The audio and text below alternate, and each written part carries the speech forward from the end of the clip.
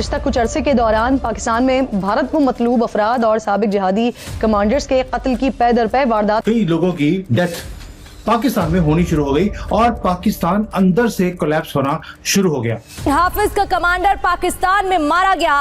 लश्कर आतंकी शेख मुइज की पाकिस्तान में हत्या।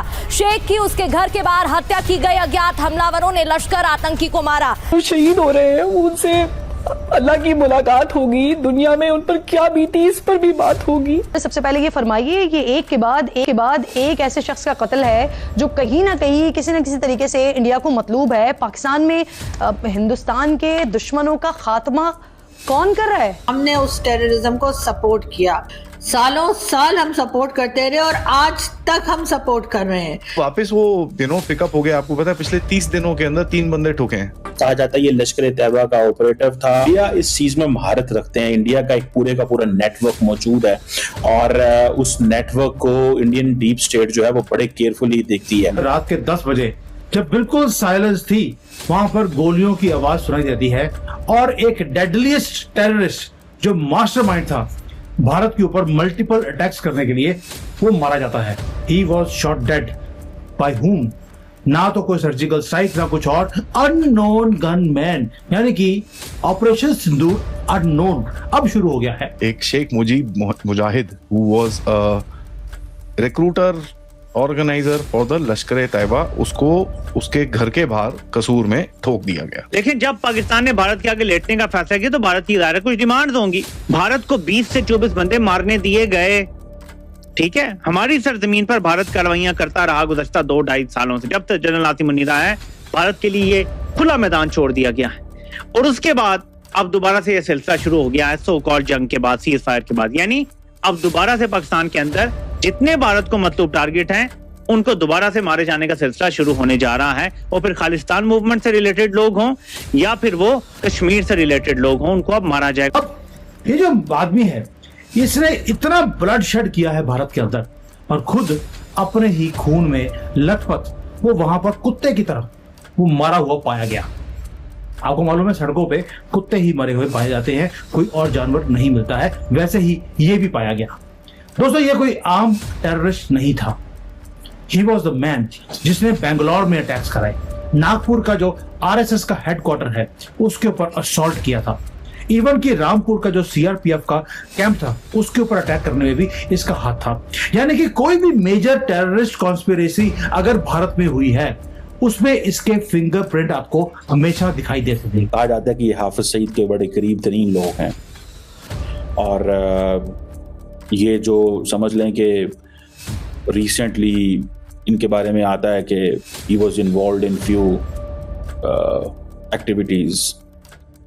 इन लोगों का ये भी कहना है कि जो 9 हिंदू पिलग्रिम्स कत्ल हुए थे जब नरेंद्र मोदी ओथ ले रहे थे 9 जून 2024 को, उस वक्त ये वाकया हुआ और उसका मास्टरमाइंड जो था वो अबू कत्ल था। आप गए, आपने हजारों लोगों को अफगानिस्तान में निपटा दिया, भारत ने तो कुछ नहीं बोला। तुम्हें क्या लगता है जैसे तुमने अफगानिस्तान में अपनी फौजें भेजी थी तुम भारत भेजोगे? ये हो नहीं सकता, ये हो नहीं सकता। क्या तुम्हारे पास भारत से बड़ी डिप्लोमेटिक स्ट्रक्चर पड़ा हुआ है? ये भी नहीं हो सकता। तुम्हारे पास भारत से ज्यादा पैसे हैं? ये भी नहीं है। तो जब बेटा कुछ नहीं है तो why are you wasting anybody's time and everybody's time? आज एक अननोन गनमैन जिंदाबाद हो गया फिर से। एक शेख मुजाहिद who was a recruiter organiser for the लश्कर तैयबा, उसको उसके घर के बाहर कसूर में ठोक दिया गया। किसने ठोका?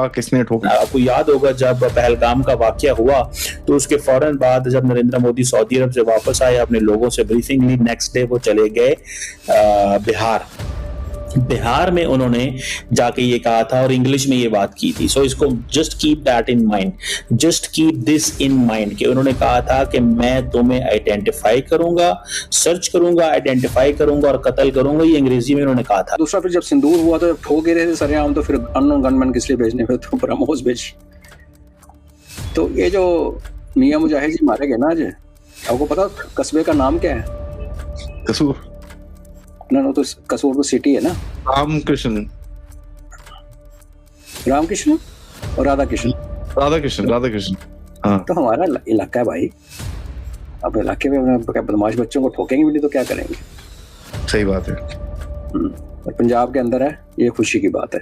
बाकी सर इसके अंदर आपने मैं ये सवाल जरूर पूछूंगा आपसे, आप सर ने पता है इसके अंदर स्टोरीज बताई हैं कि भाई बंदा यहाँ जा रहा था, उसका फोन बजा, उसको इसने फोन करा, मारा गया है कुत्ते की तरह। मैं बार बार बोल रहा हूं क्योंकि मुझे मजा आ रहा है बताने में कि कुत्ते की तरह मारा गया है। ये सिर्फ एक नाम नहीं था दोस्तों, ये मैसेज भी था पाकिस्तान की तरफ से भारत को कि जिहाद कभी बंद नहीं होगा। हमारे पास ऐसे लोग बहुत हैं, हंसते थे हमारे ऊपर। कई जगहों पे सर बात करते हैं कि भैया ये टेररिस्ट इधर से उधर जा रहा था, हिदायतुल्लाह क्लिनिक के सामने खड़ा था और यहाँ पर उसको ऐसा एक फोन आया। तो सर ये देखो, एक तो पब्लिक इंसिडेंट आपने नरेट करा जहां मैंने रैंडमली खोला, एंड दूसरे रैंडमली खोलो तो हिदायतुल्लाह क्लिनिक में एक बंदा सामने खड़ा होता है, उसके फोन बजता है। So how do you tell us this thing? वो है ना, तो कोशिश जो आदि 4 साल से कर रहा है वो अभी भी नाकाम रहेगी। बट अब सब करो, हिदायतुल्लाह क्लिनिक आपको मिलेगा, उसी लोकेशन पे मिलेगा। मैंने देखा है तभी बोल रहा हूँ। बाकी फोन का क्या है, फोन बजते रहते हैं, फोन तो सबके पास है आजकल। ठीक है। Salam alaikum janab, the first boy calls out. Akhund turns around and nods to respond. This is in Karachi, by the way. Crescent Furniture Showroom, 1st of March 2022. Allah Hafiz, says the second boy as he... Kandahar hijack. Ji, as he pumps 2 bullets from his 30-bore pistol unceremoniously into the big man's head while his buddy keeps a watch. Now, Kandahar hijack को आपने DHA में, phase 2 में, Crescent Furniture Showroom के सामने रुकवा दिया। अंदर अच्छा, नीचे का मालिक था वो, मालिक था सर। तो ये क्या गेम है सर, ऐसे कैसे होता है? इसलिए कि बिल्कुल पाकिस्तान इस तरह के लोगों को ना सिर्फ ये कि सपोर्ट कर रहा है, फंडिंग भी होती है, और फंडिंग भी ऐसी वैसी नहीं होती कि आप समझे कि सिर्फ गवर्नमेंट की तरफ से हो रही है या आम लोग जो है थोड़ी बहुत फंडिंग कर रहे हैं, ऐसा नहीं है।